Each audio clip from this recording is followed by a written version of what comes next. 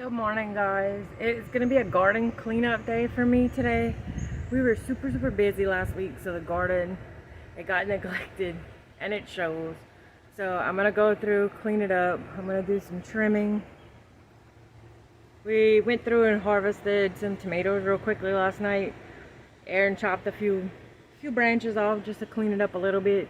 But there's a lot more that needs to be done, and I guess I'll share the good, bad, and ugly of the garden in zone 9B right now. Because the bugs are here, they are starting to do what bugs do. Squash vine borers are here, so I'll show you some of that damage. And I'm not too worried about it because I can replant a second round of everything before it gets too hot, except for tomatoes, which we'll replant in the fall. So yeah, I guess you're gonna join me today while I do some work. Alright guys. I'm gonna try to do some talking while I work, but it is very windy today, so I don't know if you'll be able to hear me or not. I'm going to start with tomatoes.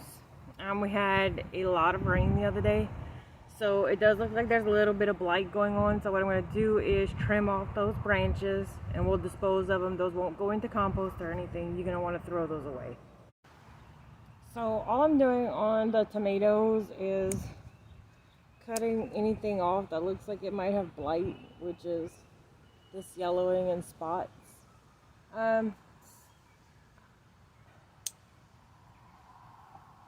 That's what I like to do. I think it keeps the plant healthier. If you're worried about trimming off too much, you can probably spray blight. I don't know, but we try not to use any chemicals unless absolutely necessary. But we just go through and we cut off the bad leaves, and that's fine. You can do that too. I'm gonna make sure nothing's touching the ground, and if there is, I will also cut those off.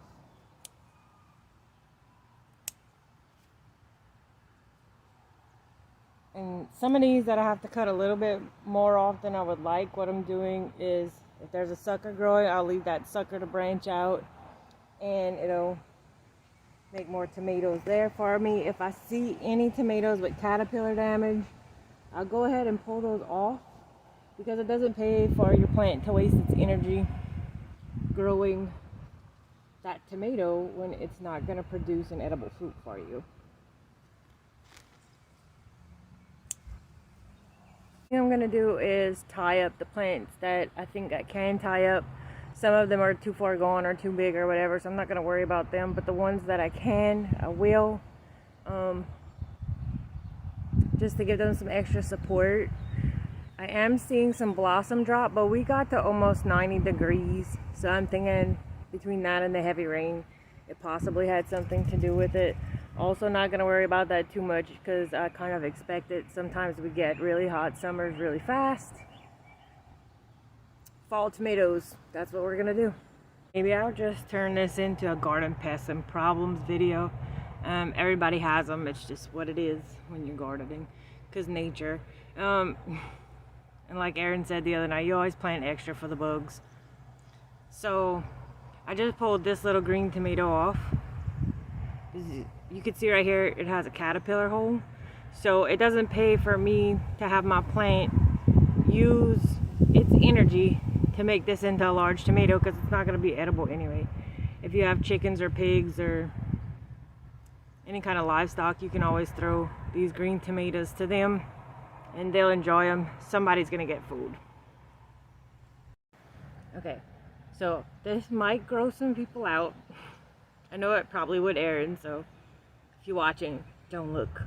Anyway, I went ahead and cut open a tomato that had some caterpillar damage.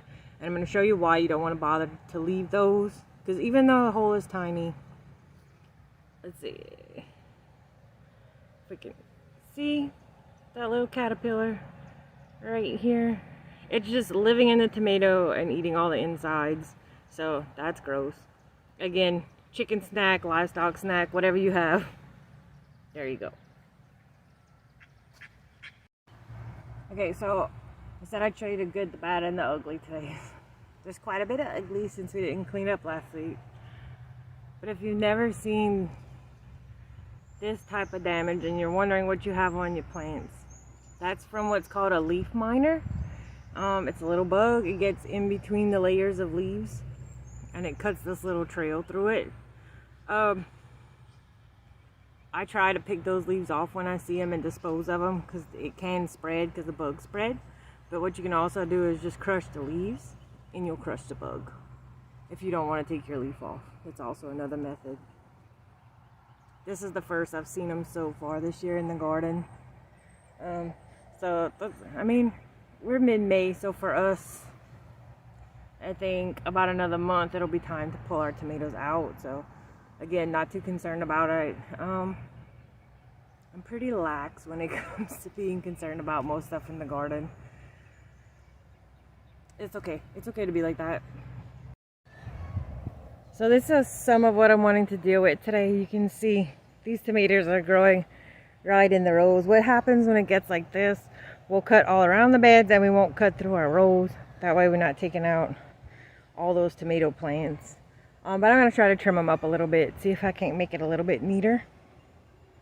I'm working on orange currants. I do not know if I'm going to grow these again next year, and I'll tell you why.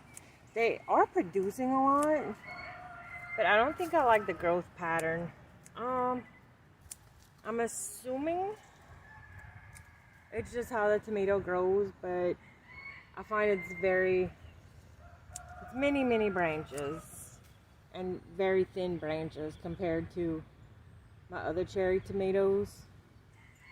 So I'm on the fence about this one. I don't know if I love it yet. It is a good producer though. Like, it's really full of flowers. And it's very tiny tomatoes. I'll show you. As you can see how tiny they are. That's about as big as they get as the top ones up here. I mean, it's a prolific plant. These are great for salads, I would think. I just don't like the nature of the stalks. And I find it very hard to keep clean and trimmed. But you can see, I mean, it's huge. It's huge. It's full of blooms. It's full of flowers. So we'll see. I'll see what I feel like at the end of this gardening season. Here you can see what I'm talking about with its growth habit. I don't know if I love that. So right here, I went ahead and I pulled out this whole plant. It's just a red cherry tomato plant. But you can see it had a lot of pest damage. It had some blight. So I decided it was best for the rest of the tomato plants to just pull this one out. And we're not going to worry about it. You can see last night Aaron started on some of the cherry tomato plants on this part of the aisle. And he just cleaned it up. That way we can pass the mower. So I really don't have to do much there. I'm just going to go check and see if I can do any trimming. The eggplant, I'm going to go ahead and just chop off some of these more eaten leaves. Because you can see the top leaves look fine. So we're just going to do a little trim on here and leave it alone. We've gotten 2 eggplants so far. But we have quite a few flowers. So hopefully we'll get more of those. Lane really wants to do some fried eggplant because we did that year before last. So he requested these eggplants this year. So now I am dealing with cucumbers. We have one plant here. We have one plant on the other side. That one looks fine. This one is getting a little bit of what looks like powdery mildew. We had that heavy rain on Saturday, so that would be why that would be showing up. And I'm not too concerned about it right now. I know you can spray, and some people say, oh, you can use milk or whatever and spray your plants. We just go ahead and we cut off any leaves, that way it doesn't spread. I'm not worried about this stuff. That's just wind damage from rubbing against the trellis. That's no big deal. But these white spots are your powdery mildew, and that's not good for your plant. Now keep in mind that some plants do have a natural white pattern in their leaves. So make sure you know what variety you planted. If you don't know what variety you planted, if the patterning is very even, that usually means that's the pattern on the plant. If it's just random white spots, that means you probably have powdery mildew. And like I said, we just cut the leaves off, and I don't worry about it too much. As long as you're not cutting off every leaf, that way your plants can photosynthesize, you should be fine. And then let me just show you real quick. We do have several cucumbers. We probably have to come pick again this afternoon, I'm sure.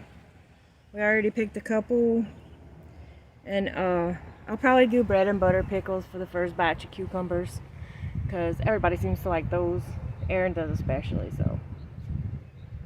now I'm going to be dealing with squash. It is getting really hot outside, so hopefully I can get everything finished before it gets too much hotter. If not, we'll do a part 2 and that'll be fine. I can finish it tomorrow.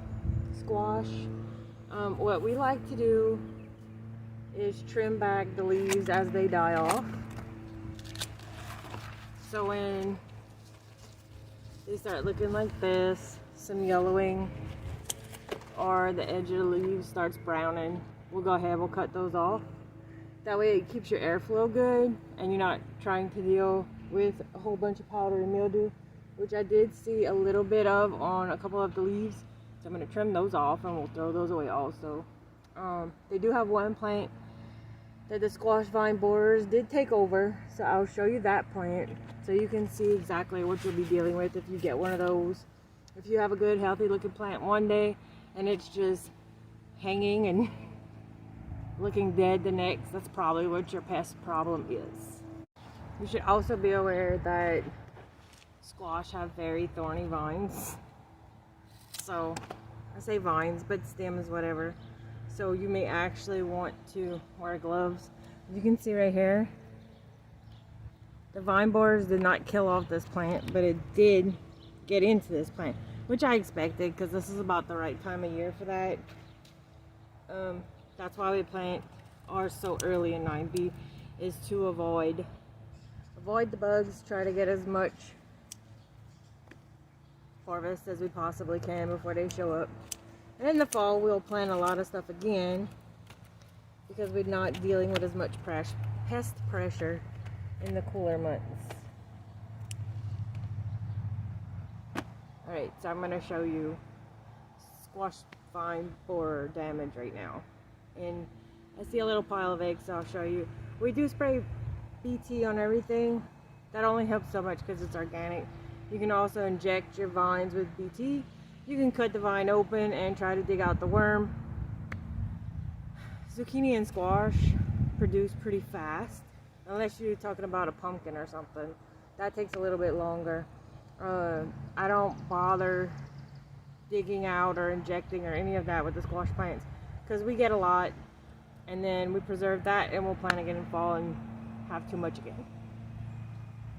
Into your garden one day and you're admiring your squash plants, and then all of a sudden you notice this, where it looks like it's collapsed on itself and died all of a sudden. Those are the after effects of those vine borers. Now, it's killed the plant. It's not going to keep producing, but I'm currently leaving it because I have this zucchini here that I'm letting go to seed. So I am leaving that one on there as long as I possibly can, and then I'll pull it and we'll save. We have another one there and another one there. We missed picking for 2 days. They weren't ready to pick the day that we picked. And then we came back and they were just about this size. So we are leaving them go, and those are be our seeds for next year. This is green shine zucchini from Asian Garden to Table, and we have been really happy with them. Okay, since I'm showing you all the educational things, it just so happens I ran into this here squash beetle right here. So we are going to have to go ahead and unfortunately dispose of it. That is the way of life in the garden. It is a bad pest. It is not a ladybug. It just looks like one. It uses that as camouflage. Now, this is what I wanted to show you. This is what I wanted to show you right here. This is the eggs that have been laid on the stem of the squash plant. That means they probably have larvae in here. I'm going to go ahead and scrape them off, but that's about all I'm going to do. This vine is still producing. You can, we have landscape fabric, so I can't, but you can bury these vines with more dirt, and sometimes that'll help to keep them going a little bit longer. I was trying to remove some of the debris, and the zucchini separated from the stem, so that means it's not going to do anything else but what it's done. But I wanted to show you the internal view, what the inside of your vine looks like if you've never pulled it apart. They basically just eat everything on the inside until they kill your plant. the best thing I find is rotating your crops, making sure you keep debris clean. You know, they're the bane of many gardeners' existence, but you still plant your zucchini the next year and hope for the best. I finished trimming back all the zucchini and squash plants, so they are good to go for today. This is the CH pumpkin fragrance. They only had 1 or 2 dead leaves, so I am not concerned with them. I'm just going to leave them alone. They look really good. So for the beans, I went ahead and pulled off any yellowing leaves because you don't want to leave those on your plants. They can cause rust. But I'm growing this batch, and this batch strictly for seed saving. These are my cave beans, and I was almost out of those. And then those are my soccer blue beans, and it was a little costly for a pack of, I think it was 11 beans, so I just want to seed save off of those this year. But as you can see, I'm already starting to get some dried pods, so I've been collecting them as they're almost done. It looks like I have to come get some more today, and I'll just put them in a tray. And then when they're super dry, you can hear the beans now, but when they're super dry, I'll pop these open. I'll let them sit out for a couple weeks, and then I'll package them and save them for next year.